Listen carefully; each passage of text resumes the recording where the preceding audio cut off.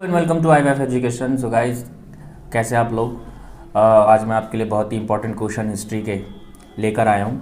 तो session start करने से पहले मैं बता दूँ कि भाई इस पे पहले भी एक वीडियो बन चुकी है जो अपलोड हो चुकी है, आप उसको शायद देखा भी हो। तो वो भी एक इंपॉर्टेंट क्वेश्चन से मैं इस वाले में भी कुछ इंपॉर्टेंट क्वेश्चन करवाऊंगा जो एग्जाम के रिगार्डिंग बहुत ही इंपॉर्टेंट है। अब जो टॉपिक है वो है प्राचीन इतिहास से, जिसमें मौर्यकालीन नौकरशाही यानी मौर्यकालीन के समय प्रशासनिक व्यवस्था क्या थी और गुप्तकालीन प्रशासन क्या था। ठीक, यानी कि दोनों के ही शासन जो राजा हुए थे, गुप्त शासन और मौर्यकालीन शासन में जो भी प्रशासनिक व्यवस्था थी किस तरह की थी। तो मौर्यकालीन जो शासन व्यवस्था थी, मौर्यकालीन की जो प्रशासनिक व्यवस्था थी वो क्या थी, केंद्रीकृत थी। यानी मौर्यकालीन जो प्रशासनिक व्यवस्था थी वो केंद्रीकृत थी और गुप्तकालीन जो प्रशासनिक व्यवस्था थी वो विकेंद्रीकृत थी। ठीक है, केंद्रीकृत कहने का मतलब है कि सारी शक्तियां एक राजा के पास होती हैं और विकेंद्रीकृत में क्या होती है कि जो शक्तियां होती है वो छोटी छोटी इकाइयों में बटी होती हैं। ठीक है, तो देखो आप क्या क्या पॉइंट्स हैं इसके समझ लेते हैं। जो भी पॉइंट्स है इसको ऐसे ही आपको एग्जाम में लिखना है। मौर्यकालीन नौकरशाही, तो साम्राज्य क्या था भाई, 4 प्रांतों में विभाजित था। यानी कि उनका जो मौर्यकाल जो साम्राज्य था, मगध साम्राज्य सुना होगा आपने। ठीक है, तो वो मगध जो भी उनका जो साम्राज्य था वो 4 प्रांतों में विभाजित था और उन प्रांतों का प्रशासन जो हर प्रांतों पे जो भी प्रशासन करता था वो प्रधान क्या कहलाता था, कुमार। यानी कि जो राजा का जो बेटा होता था जिसको राजकुमार बोलते हैं, वो उन प्रांतों का प्रशासन संभालता था। ठीक है, उसके बाद क्या था भाई, केंद्रीकृत शासन व्यवस्था। जैसा पहले बताया भाई कि कोई भी काम हो वो किसके कहे अनुसार होता था, जो टॉप पर हो, सम्राट जो राजा होता था, ठीक है ना, उसके कहे अनुसार सारा काम होता था। अब लेकिन इसमें एक चीज ये थी कि जो सिंचाई का जो कार्य होते थे, ठीक है ना, जैसे कुएं खुदवाना, नहरें बनवाना, तालाब बनवाना, तो इन सब कार्यों के लिए, सिंचाई की व्यवस्था के लिए जो कार्य था वो क्या था, स्थानीय रूप से नियंत्रित था। यानी कि वहां के लोकल लोग ही वो काम करते थे। इस कामों में थोड़ी ढिलाई मौर्यकालीन प्रशासन में दी गई थी। यानी कि ये कुछ इस तरीके का मौर्यकालीन का क्या था, नौकरशाही।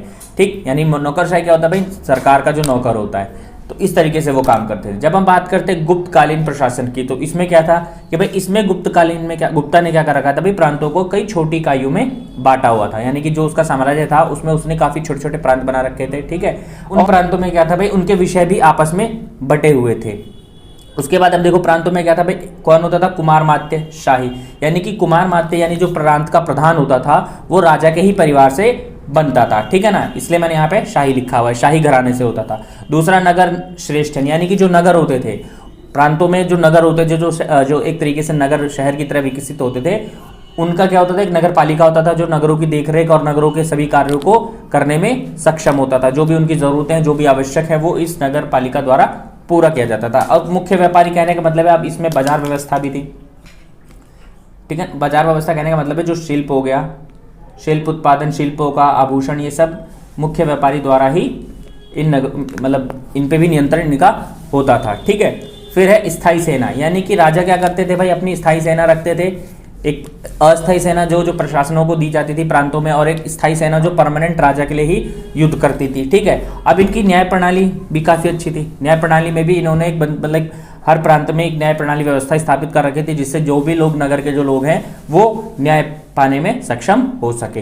तो ये कुछ थे मौर्यकालीन। अगर आ जाए क्वेश्चन की मौर्यकालीन प्रशासनिक व्यवस्था कैसी थी, तो आपको ये पॉइंट लिखना है। अगर गुप्ताकालीन प्रशासनिक व्यवस्था आ जाए तो आपको ये पॉइंट लिखना है। ठीक है, पूरा यही लिख देना और जो भी आप अपना बना के लिख सकते हो कर देना। अलाउद्दीन खिलजी की बाजार व्यवस्था और मुगल के, मतलब अलाउद्दीन खिलजी यानी दिल्ली सल्तनत से कुछ क्वेश्चन आते हैं और मुगल कालीन से आते हैं। तो वो मैं क्वेश्चन टॉपिक है दिल्ली सल्तनत से, वो है खिलजी का। तो खिलजी से क्वेश्चन है क्या आता है, खिलजी की बाजार सुधार व्यवस्था। ठीक है, बहुत ही अच्छी थी। अब खिलजी ने बाजार में जो काला बाजारी होती थी और जो सामान थोक फरोख होती थी, मतलब वस्तुओं का मूल्य जो थे वो महंगाई को कैसे उसने कंट्रोल किया था। सीधी सी बात देखो, तो आवश्यक वस्तुओं पर कम मूल्य, यानी कि जो नेसेसरी जो वस्तुएं थी, खिलजी ने क्या करा, उनके मूल्य निर्धारित कर दिए, उनका फिक्स प्राइस कर दिया कि भाई ये चीज इतने में मिलेगी, उससे ज्यादा नहीं मिलेगी। ठीक, मूल्य नियंत्रण करने के लिए बाजार विकसित किया। यानी कि मूल्यों को जो वस्तुएं थी उन मूल्यों को नियंत्रित करने के लिए उसने नए नए बाजार विकसित किए। जैसे भाई कपड़ों का बाजार, ठीक है ना, मंडी क्या होती थी जिसमें सब्जियां, अनाज आप जाके खरीद सकते थे। कपड़ा बाजार जहाँ पे कपड़े आप खरीदते थे। ठीक है ना, सभी बाजारों को अलग अलग और नए नए विकसित किए, जिससे क्या होगा भाई, मूल्य जो है वो नियंत्रित किए जा सकेंगे। उसके साथ साथ उस समय घोड़े, जानवर और गुलामों का भी बाजार होता था। यानी कि जो दास होते हैं उनको भी मार्केटों में आप खरीद और बेच सकते थे। तो उनके लिए भी इन्होंने बाजार विकसित किया और इन सभी को मतलब क्या करा इन्होंने, मूल्यों को नियंत्रित करने के लिए अब इन्होंने एक सूचना अधिकारी को नियुक्त किया, जिसको क्या बोला जाता है, शहाने ए मंडी, यानी मंडी के ऊपर जो नियंत्रण देखता था, वे मंडी में जो राजा ने जो खिलजी द्वारा जो भी नियम कानून बनाए गए हैं वो लागू हो रहे हैं या नहीं हो रहे हैं, ठीक है ना। तो ये सूचना अधिकारी होता था, जो भी अगर कुछ भी गलत होता था तो वो अपने उनको खिलजी को संपर्क करता था और फिर उनको दंड करता था। इसके साथ साथ बाजार में उसने अपने गुप्तचर छोड़ रखे थे। गुप्तचर वो होते हैं जैसे अभी आजकल रॉ एजेंट होते हैं ना हमारे खुफिया विभाग वाले, तो उसी तरीके से ये गुप्तचर वाली व्यवस्था पुरानी है, मतलब सदियों से चली आ रही है। तो गुप्तचर क्या करते थे, बाजारों में जाते थे कोई और ये देखते थे भाई कि जो दुकानदार है, जो शॉपकीपर है, वो सामान मूल्य निर्धारित पे ही बेच रहा है या नहीं, यानी एमआरपी जो फिक्स की है सरकार द्वारा, जो शासक है उसके द्वारा, उस पर ही बेच रहा है या कोई जमाखोरी तो नहीं कर रहा, मतलब सामान को जमा कर लेना और बताने कि भाई सामान खत्म हो गया तो उससे क्या होता है, मूल्य में वृद्धि हो जाती है। तो इस तरीके से जमाखोरी या कोई महंगाई मतलब भ्रष्टाचार करता है तो गुप्तचर उसके बारे में वहाँ पे दरबार में बता देता है और उसके ऊपर उस दुकानदार के ऊपर कार्रवाई की जाती है। यानी गुप्तचर द्वारा बाजार पर नियंत्रण नजर रखता था, भाई कौन कितने में सामान बेच रहा है, कौन कितना ज्यादा महंगा बेच रहा है। ठीक, अब क्या गया भाई, जो घुड़सवार जो घोड़े जो खरीदे जाते थे, घोड़े किस लिए इंपॉर्टेंट होते भाई, आर्मी के लिए, आर्मी सेना घुड़सवार, ठीक है ना। कहीं भी सेना जाती होती है तो मतलब हमला करना होता है तो युद्धों में बहुत इस्तेमाल किए जाते घोड़े। तो जो दलालों द्वारा जो घोड़े खरीदे जाते थे उन पर क्या कर दिया भाई, यानी कि जो दलाल जो घोड़े बेचेंगे खरीदेंगे उनसे उनका मूल्य निर्धारण कर दिया, उनको कम मूल्यों पे यानी सस्ते दामों पे दलालों से खरीद सुनिश्चित की। इससे क्या होगा भाई, दलाल जो है वो ज़्यादा मतलब उनकी जो आर्थिक स्थिति है वो राजा से ज़्यादा अधिक ना हो पाए, इसीलिए उन्होंने क्या करा भाई, मूल्यों को सुनिश्चित कर दिया। तो ये कुछ तरीके थे जिन्होंने बाजार व्यवस्था को काफ़ी अच्छा बनाया, जिससे जमाखोर और भ्रष्टाचार बाजार में नहीं हो पाया, ठीक है ना। तो ये बहुत इंपॉर्टेंट था।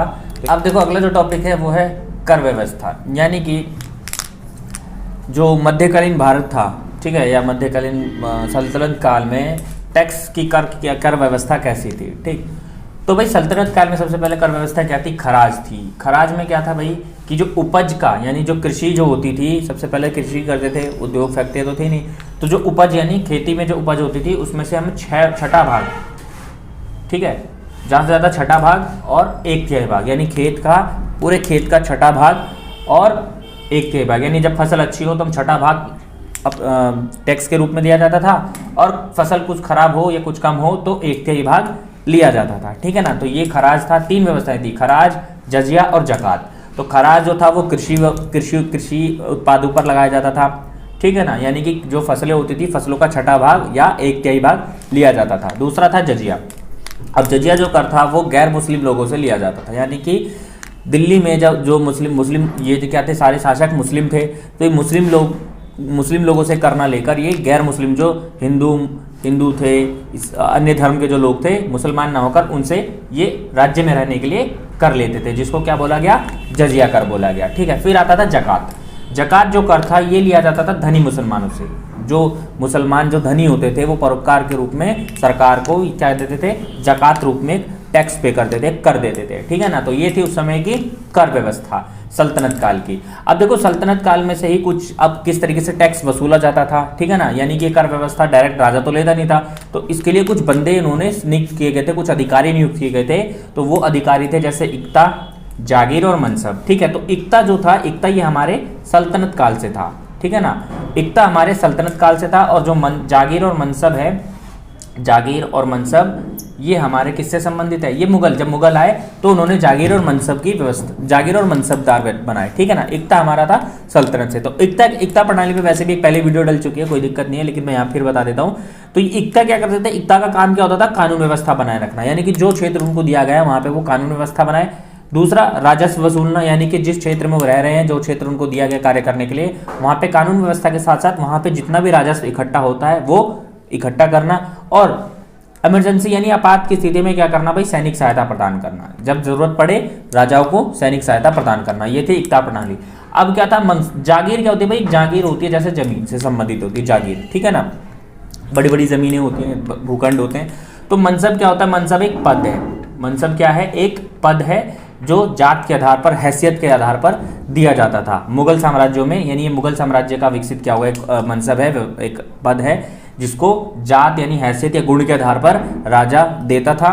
अब इसका काम क्या होता था भाई, इसका भी काम राजस्व इकट्ठा करना होता था, ठीक है ना। और इनको जो सैलरी मिलती थी, जो भुगतान किया जाता था, वो शाही खजाने से भी दिया जाता था, अगर मतलब नगद भी दिया जाता था, और क्या कर दिया जाता था, उनको जागीर दे दी जाती थी। जागीर मतलब जमीन, और उस जमीन पे जो भी खेती होती थी उस पे जो कर आता था, फिर वो टैक्स वसूल के वो शाही खजाने में जमा कराते थे। या तो इनको नगद भी दे दिया जाता था और जमीन भी दे दी जाती थी, ठीक। 1857 1857 का विद्रोह। तो भाई देखो, इस पे वीडियो पहले बना चुका हूं मैं, ठीक है, तो ज़्यादा एक्सप्लेन नहीं करूंगा, इसमें बता देता हूं कि कैसे कैसे क्वेश्चन आएंगे। मैं लिंक जो है डिस्क्रिप्शन में दे दूंगा, वहां से आप देख लेना। तो इसमें क्वेश्चन जो पूछता है भाई, 1857 का विद्रोह के कारण क्या थे, ठीक है भाई, कारण पूछेगा, फिर इसके प्रभाव पूछेगा, ठीक। अब इसमें क्या होता है भाई, कारण कई कारण हो सकते हैं, जैसे सामाजिक कारक, आर्थिक कारक, राजनीतिक कारक, सैनिक कारक, ठीक है ना। प्रभाव कि भाई 1857 के विद्रोह का प्रभाव क्या क्या पड़ा हमारे ना। भारत का पहला राष्ट्रीय आंदोलन भी कहा जाता है।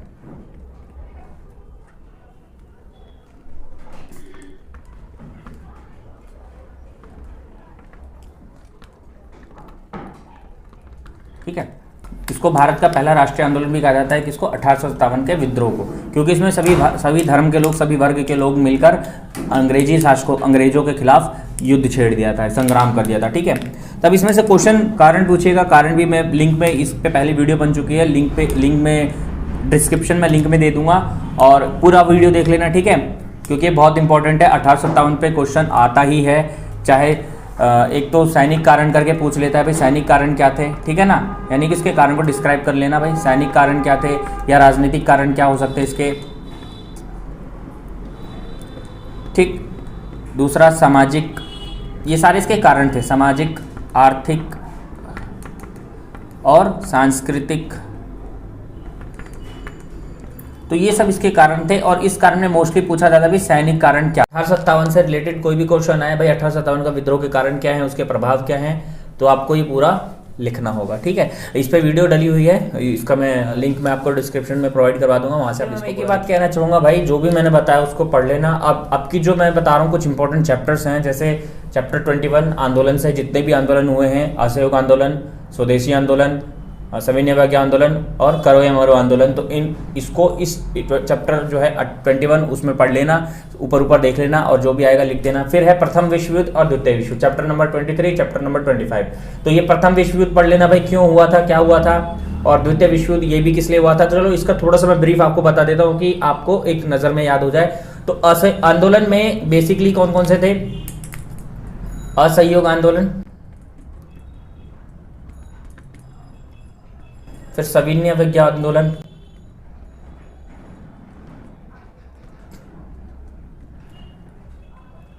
करो या मरो, ये सबसे लास्ट में हुआ था। अब देखो बता देता हूँ, असहयोग आंदोलन किस लिए हुआ था भाई। असहयोग आंदोलन हुआ था कि ये 1920 में हुआ था, ठीक है ना, 1920 में इसकी शुरुआत हुई थी और 22 तक चला था। अब इसमें किया गया था भाई, जितनी भी सरकारी, जो भी ब्रिटिश शासक द्वारा, ब्रिटिश राज्य द्वारा जो भी व्यवस्थाएं, जो भी सुविधाएं दी जा रही थी, उन सब का बहिष्कार कर दिया गया था। मतलब सरकार की नीतियों में असहयोग करना, ठीक है, जो भी स्कूल थे, कॉलेज थे, सभी का बहिष्कार कर दिया गया था। सरकार के किसी भी कार्य में सहयोग नहीं दिया जा रहा था, इसलिए इसको क्या बोला गया, असहयोग आंदोलन। और इसको नेतृत्व मतलब गांधी जी ने किया था। और इसमें क्या कहता है, असहयोग आंदोलन, यानी कि सरकार की किसी भी नीतियों में सहयोग ना करना असहयोग आंदोलन कहलाया, ठीक है, लिख देना। अब सविनय अवज्ञा आंदोलन में क्या था भाई, ये हुआ 1930 दांडी मार्च। सविनय अवज्ञा मतलब होता है भाई, सविनय यानी अवज्ञा करना, जो कानून है उसकी अवज्ञा करना, ठीक है।